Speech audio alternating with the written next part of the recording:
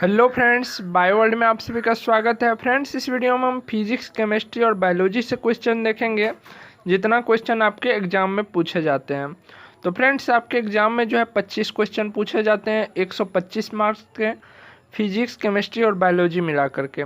तो इस वीडियो में हम देखते हैं फिजिक्स, केमिस्ट्री और बायोलॉजी के क्वेश्चन। चलिए स्टार्ट करते हैं। पहला प्रश्न है, धनायन तब बनता है जब। देखिए, धनायन किसे बोलते हैं? पॉजिटिव चार्ज को बोलते हैं। आप लोग को पता होगा कि जितना पॉजिटिव चार्ज होता है एक परमाणु में, उतना ही निगेटिव चार्ज होता है, यानी कि प्रोटॉन और इलेक्ट्रॉन की संख्या इक्वल होती है। तो कोई भी परमाणु धनायन तभी बनता है जब वो इलेक्ट्रॉन को खोता है या त्याग करता है। तो बी नंबर ऑप्शन पर ये परमाणु इलेक्ट्रॉन को खोता है, तब जाकर के परमाणु पर जो है धनायन बनता है। तो पहला का आंसर हो गया बी। चलिए दूसरा नंबर क्वेश्चन देखते हैं। आयनों से बने यौगिक का समान नाम है। जो आयन से यौगिक बनते हैं उसको विद्युत संयोजक यौगिक कहते हैं, या उनके बीच जो बॉन्ड बनता है यानी कि बंधन बनता है उसको विद्युत संयोजक बंधन कहते हैं। और इसके एग्जाम्पल की बात करें तो कौन सा हो जाएगा? NaCl। Na पे प्लस चार्ज और Cl पे माइनस चार्ज। चलिए अगला प्रश्न देखते हैं। अगला प्रश्न है, अल्फा किरणें हैं। आप लोग को पता होगा कि अल्फा किरण जो होती है वो हीलियम की बनी होती है और हीलियम पर प्लस 2 चार्ज होते हैं। तो यहाँ पर देखिए हीलियम, ये जो 2 चार्ज दिख रहा है आपको, इसको आप प्लस प्लस भी लिख सकते हैं और +2 भी लिख सकते हैं, ठीक है। तो तीसरा का आंसर हो गया बी। चलिए अगला क्वेश्चन देखते हैं।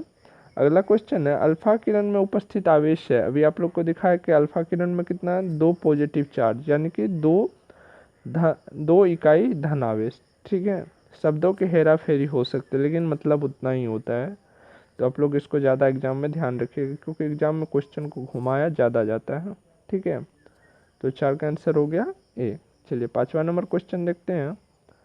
5वां नंबर क्वेश्चन है, परमाणु विद्युतता होते हैं। परमाणु जो है विद्युतता उदासीन होते हैं। क्यों होते हैं? आप लोग को पता होगा कि प्रोटॉन और इलेक्ट्रॉन की संख्या जो होती है वो बराबर होती है। जितना पॉजिटिव चार्ज होगा उतना निगेटिव चार्ज होगा, तो दोनों में इक्वल होगा तो कोई भी चार्ज नहीं रहेगा, तो क्या हो जाएगा? उदासीन हो जाएगा। परमाणु विद्युतता उदासीन होते हैं, ठीक है। तो 5वां का आंसर हो गया डी। चलिए अगला क्वेश्चन देखते हैं। अगला क्वेश्चन है, पदार्थ के परमाणविक सिद्धांत सर्वप्रथम किसने प्रस्तावित किया? पदार्थ के परमाणविक सिद्धांत जो है वो डाल्टन साहब ने सर्वप्रथम प्रस्तावित किया था। तो 6 का आंसर हो गया बी। चलिए अगला क्वेश्चन देखते हैं। अगला क्वेश्चन है, परमाणु के नाभिक का आकार होता है। नाभिक का जो आकार होता है, नाभिक का जो आकार होता है वो 10⁻⁻15 मीटर होते हैं, ठीक है, 15 मीटर। ये जो ऊपर में एरो जैसी चिन्ह है ये पावर का चिन्ह था। तो 7 का आंसर हो गया डी। चलिए अगला प्रश्न देखते हैं। अगला प्रश्न है, ऑक्सीकरण एक ऐसी अभिक्रिया है जिसमें, यहाँ पर देखिए पहला ऑप्शन है इलेक्ट्रॉन का त्याग। इलेक्ट्रॉन का त्याग होगा ही होगा। उसके बाद है ऑक्सीजन का संयोग, ये भी होगा। उसके बाद है विद्युत धनात्मक समूह के अनुपात में वृद्धि। जब इलेक्ट्रॉन निकलेगा तो पॉजिटिव चार्ज के अनुपात में वृद्धि होगी ही होगी। तो क्या हो जाएगा आपका ऑप्शन डी हो जाएगा। सिर्फ ए ही नहीं होगा, डी हो जाएगा। 8 का आंसर डी। चलिए नंबर क्वेश्चन देखते हैं। नंबर क्वेश्चन है, एक भारी नाभिक 2 हल्के नाभिक में टूटने की प्रक्रिया को कहते हैं। आप लोग को केमिस्ट्री क्वेश्चन की जो वीडियो आई थी उसमें हम ये क्वेश्चन बताए हुए थे।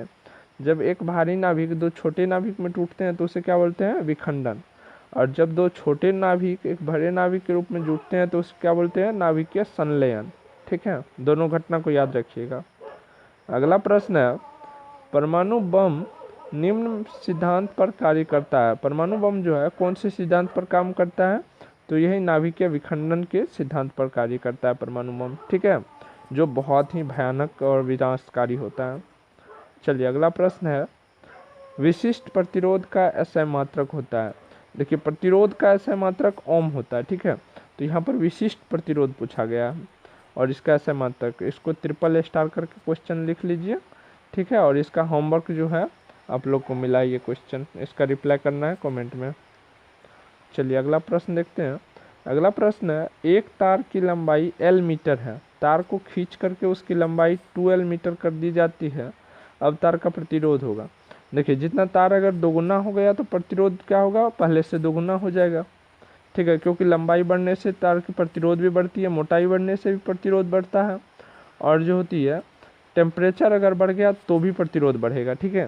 तो ये सभी फैक्टर होते हैं प्रतिरोध के। चलिए अगला क्वेश्चन देखते हैं। अगला क्वेश्चन है, एक सामान्य शुष्क सेल में विद्युत अपघट होता है। सामान्य शुष्क सेल किसे बोलते हैं? रासायनिक सेल को जो है सामान्य शुष्क सेल बोलते हैं। और उसमें जो लिक्विड जो होता है, बैटरी में जो लिक्विड होता है वो अमोनियम क्लोराइड का होता है। ठीक है, तो 13 का आंसर हो गया सी। चलिए अगला प्रश्न देखते हैं। अगला प्रश्न है, अस्थायी चुंबक बनाए जाते हैं। अस्थायी चुंबक जो है बहुत कम समय के लिए बनाए जाते हैं। ठीक है, तो वो जो बनता है वो नर्म लोहे के बनता है।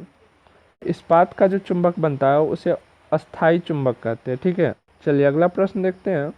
अगला प्रश्न है, ध्वनि का वेग भिन्न भिन्न माध्यम में, देखिए ध्वनि का वेग जो होता है भिन्न भिन्न माध्यम में भिन्न भिन्न होता है। ठोस में अलग होता है, द्रव में अलग होता है, गैस में अलग होता है। ठीक है, तो ठोस में जो है सबसे ज़्यादा होता है। तो यहाँ पर बी नंबर ऑप्शन पढ़िए, ध्वनि का वेग भिन्न भिन्न माध्यम में भिन्न भिन्न होता है, ठोस में सबसे अधिक होता है। ठीक है, तो बी नंबर ऑप्शन आपका सही हो गया, 15 का बी। चलिए अगला क्वेश्चन देखते हैं। अगला क्वेश्चन है, अनुवांशिकता के जनक हैं। अनुवांशिकता मतलब हेरिडिटी। हेरिडिटी के जनक किसको बोले जाते हैं? मेंडल को, ग्रेगर जॉन मेंडल। तो 16 का आंसर हो गया आपका सी। चलिए अगला प्रश्न देखते हैं। 17 नंबर क्वेश्चन है, किस कारण एक माता पिता के सभी संतान एक समान नहीं होते हैं?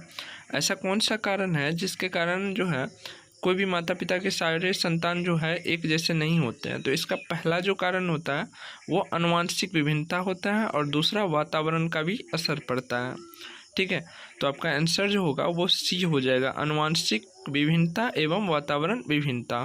क्योंकि एनवायरनमेंट का असर जो है वो आनुवंशिकता से कम ही क्यों ना हो लेकिन असर जरूर डालता है। तो आपका परफेक्ट आंसर हो जाएगा सी। ठीक है, चलिए अगला प्रश्न देखते हैं। अगला प्रश्न है, मनुष्य में द्विगुणित क्रोमोसोम की संख्या होती है। द्विगुणित क्रोमोसोम की संख्या बोले तो जोड़ी पूछा जा रहा है। ठीक है, तो यहाँ पर 23 जोड़ी होता है। 23 जोड़ी को कीजिएगा तो कितना हो जाएगा? 46। टोटल 46 क्रोमोसोम होते हैं ह्यूमन में। ठीक है, ये बारिश की वजह से थोड़ा आवाज़ में ऐसा हो रहा होगा। 19 नंबर क्वेश्चन है, नवजात शिशुओं में हड्डियों की संख्या लगभग कितनी होती है? नवजात शिशु में जो हड्डी यानी कि बोन्स की संख्या होती है वो कितना होता है? 300 होता है। लेकिन वो कटते छटते जो है 206 बच जाता है। जब जवान हो जाए या बुढ़ापे तक में आते आते 206 बचते हैं। ठीक है, तो ह्यूमन बॉडी में अगर पूछा जाए तो 206 होगा। ठीक है, वहाँ पर टिक मारिएगा। लेकिन अगर नवजात शिशु बोल दे तो वहाँ पर 300 वाला टिक मारिएगा ऑप्शन। चलिए अगला प्रश्न देखते हैं। अगला प्रश्न है, किसकी उपस्थिति के कारण किसी पादप कोशिका और पशु कोशिका यानी कि plant cell and animal cell में अंतर पाया जाता है? तो आप लोग को पता होगा कि प्लांट सेल में जो होता है सेल वाल होता है, लेकिन एनिमल सेल में सेल वाल नहीं होता है। और सेल मेम्ब्रेन जो है प्लांट सेल में भी होता है, एनिमल सेल में भी होता है। तो यहाँ पर सेल वाल जो है वो दोनों में चेंजेस ला देता है, क्योंकि सेल वाल जो होता है बहुत हार्ड होता है, जिसके कारण पेड़ की स्ट्रक्चर इधर उधर नहीं होती। कभी देखें पेड़ का पेट फूल गया हो? नहीं ना होता है। तो सेल कोशिका भित्ति, जिसको सेल वाल को क्या बोलते हैं हिंदी में? कोशिका भित्ति। तो कोशिका भित्ति के कारण जो है दोनों में डिफरेंस पाए जाते हैं या दोनों में अंतर पाया जाता है। तो 20 का आंसर हो गया आपका बी। 21 नंबर क्वेश्चन है, निम्नलिखित में से कौन सा कोशिकांग डीएनए रखता है? कोशिकांग बोले तो ऑर्गेनेल। ठीक है, ऑर्गेनेल, इनमें से जो centriole, Golgi body, lysosome, mitochondria ये सभी क्या होते हैं? सेल के ऑर्गेनेल है, सेल में रहते हैं ये। लेकिन माइटोकॉन्ड्रिया जो होते हैं इनके पास डीएनए, खुद का डीएनए होता है। एक तो सेल में होता ही होता है, ऊपर से इनका खुद का डीएनए होता है। और एक प्लांट में होता है, ठीक है, उनके पास भी डीएनए होता है। लेकिन वो क्या है वो आप लोग को बताना है, किसके पास प्लांट में किसके पास जो होता है वो अपना डीएनए होता है। चलिए अगला क्वेश्चन देखते हैं। अगला क्वेश्चन है, लाइसोसोम कार्य करता है। देखिए लाइसोसोम का बहुत सारा कार्य है। कभी कभी वो सेल को, जो सेल काम नहीं करता है उसको डिस्ट्रॉय भी कर देता है, जिसके कारण इसका नाम जो होता है वो आत्महत्या की थैली कहा जाता है इसको। ठीक, ब्लास्ट करके उनको भेज देते हैं, डैमेज करके उनको हटा देते हैं उस जगह से। और ये पाचन के कार्य में भी सहायक होते हैं। तो यहाँ पर सी नंबर है, अंतःकोशिकीय पाचन में सहायक होते हैं लाइसोसोम। ठीक है, तो 22 का आंसर हो गया आपको सी। अगला क्वेश्चन देखते हैं। अगला क्वेश्चन है, प्रकाश संश्लेषण की दर सबसे अधिक होती है। देखिए, प्रकाश संश्लेषण की दर जो सबसे अधिक होती है वो लाल रंग के प्रकाश में होती है, ठीक है। जैसे पेट्रोल वाली गाड़ी इंजन जो होती है वो सबसे तेज़ दौड़ती है, तो उसी प्रकार लाल रंग के प्रकाश में जो होता है वो ज़्यादा प्रकाश संश्लेषण की क्रिया होती है। यानी कि ईंधन इसी को मानिए, प्रकाश को ईंधन मानिए। तो जितना अच्छा ईंधन आ गया उतना जल्दी प्रोसेस, उतनी जल्दी काम होगी। तो वही है, प्रकाश संश्लेषण की दर जो है लाल रंग में सबसे अधिक होती है। उसके बाद अगला क्वेश्चन है, रेगिस्तान में पैदा होने वाले पौधे कहलाते हैं। रेगिस्तान में जो पौधा जो होते हैं उनको क्या बोलते हैं? जीरोफाइट्स, ठीक है, जीरोफाइट्स। चलिए अगला प्रश्न देखते हैं।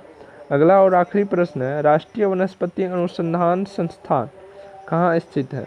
तो ये जो है ये लखनऊ में स्थित है। तो 25 का आंसर हो गया सी। तो फ्रेंड्स यहाँ पर 25 क्वेश्चन बता दिए फिजिक्स, केमिस्ट्री, बायोलॉजी से, जो कि बहुत ज़्यादा इम्पोर्टेंट था। तो वीडियो अच्छा लगा हो तो लाइक ज़रूर कर दीजिएगा और अपने फ्रेंड्स के पास शेयर कर दीजिएगा, और सभी लोग जो है बेल आइकन को ऑल कर लीजिए, ठीक है, ताकि आप लोग को टाइम पर नोटिफिकेशन मिल जाए। तो आज के लिए बस इतना ही, मिलते हैं नेक्स्ट वीडियो में।